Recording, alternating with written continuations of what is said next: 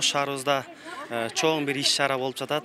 Анткени биз Элим Барзым кайрымдуулук фонду менен Примов фонду биригип, аз камсыз болгон үй бүлөлөргө азык-түлүк башкаларын таратабыз.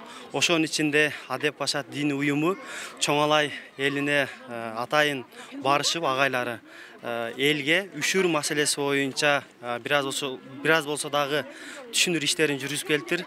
Ошонун негизинде биздин Жомарт Чоңалай эли атайын дыйканчылыктан тапкан үшүрүнүн 1/10 атайын муктаждар үчүн топтоп Ошко атайын жиберишти.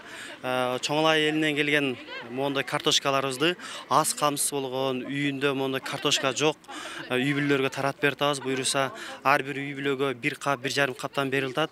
Элим Барзым фондуна ошол журналисттер аркылуу катылганмын. Элим Барзым фонду 3 кызыма жардам берет.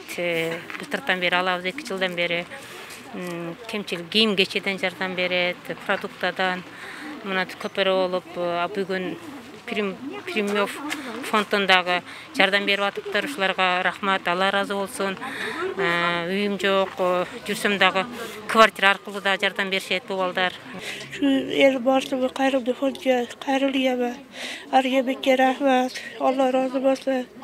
Опам барыда огур жасалып, операцияларга болсун жардам берет. Дары-дарманларым, продуктада. Эч кимим жок, бакуучу. Квартирада турам, үйүм жок. Şu балдарга, элге рахмат.